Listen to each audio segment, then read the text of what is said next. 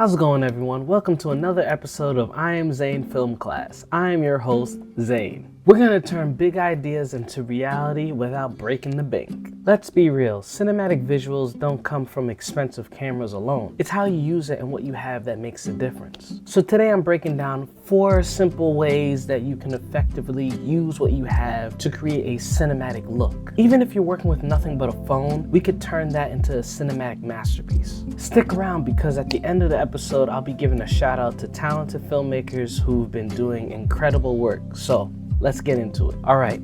The first most powerful tool in your disposal is natural light. It's free, it's dynamic, and when you use it right, it looks better than any artificial setup. Think about movies like The Revenant, which use almost entirely natural light. That's why it looks so organic and immersive. You don't need expensive lighting setups. You just need to plan your shots around the lighting conditions. So how do we do that? Shoot during golden hours. That's right after sunrise, before sunset, when the light is soft and warm. If you're shooting indoors, position your subject near a window with indirect light, with no harsh midday sun blasting through. On cloudy days, take advantage of natural diffusion. The overcast acts as like a giant softbox. Here's a challenge for you. Grab a camera or phone and shoot a scene 3 different times of the day: morning, noon, and evening. Compare how the light changes the mood and feel of the shot. Post your results and tag me below, and I would love to see how you used natural light to your advantage. Tip number 2,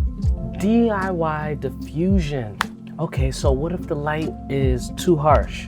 That's where DIY diffusion comes in. You know, you could use anything to really soften up your light. You can use like wax paper. If you tape them together, you create like a nice soft frosted look. Some other budget-friendly things that you can use are shower curtains. They come frosted, and you can even see the different opacities that you can use that softens the light a bit more. One of my other projects, I was able to tape some plastic bags over like a desk lamp just to cut down some of the harshness. The whole point is to say you have options in terms of diffusing and softening your light source. The difference is subtle, but trust me, it elevates your shots instantly. Tip number 3, creative angles. You ever just watch a movie and think, why does this look so epic? A lot of this comes down to how it's shot. Even with a tiny space, you can make your frame bigger, deeper, and more cinematic just by switching up your angles. Filming in a small room, you can use low angle shots to make the space much bigger. And if you want to add a bit more drama, try a high angle shot looking from down onto your subject to make them appear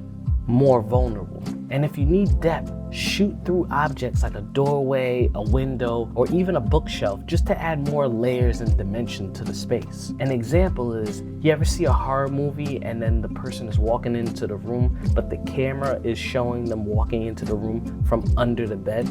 Depending on your genre, that could be an interesting shot. Tip number 4, edit for continuity. You've shot your footage, now how do you bring it all together? Good editing is what makes a low budget film feel like a high quality film. The key element to that is continuity. You ever notice a bad edit, someone's hand suddenly jumps out of nowhere from one spot to another, or they're wearing a bracelet here in one shot and then it's on the other hand? That's called a continuity break, and it pulls the viewer out of the story. So to avoid this, make sure you match on action. So if a character opens a door in one shot, make sure that the hand is in the same position from the next cut. Also, using J cuts and L cuts, letting the audio from the next scene start before the visuals cut into the second shot or the following shot, just for a more smoother transition. And always check your eye lines. If the character looks left in one shot, then they shouldn't suddenly be looking right in the next. A smooth edit keeps your audience immersed, and that's what separates amateur films from pro-level storytelling. And that's a wrap for episode 63, creating a cinematic look on a budget. Remember, great filmmaking isn't about what you have, it's how you use it. And here's a few recaps from today's episode. Here's some of today's recap. 1. Use natural light for free. Use DIY diffusion to soften harsh shadows. Get creative with angles to maximize your space. And edit for a continuity to keep your shots seamless. In this week's shout out, I want to give a shout out to myself and showcase some of the work that I've done this year and the year prior. Never forget to showcase your own work, because sometimes we get so involved looking for inspiration in other people's work. You can also inspire yourself. So I want to give myself a shout out, and then next week I'm going to showcase someone different other than myself. So let's take a minute just to see some of the shots that I've taken.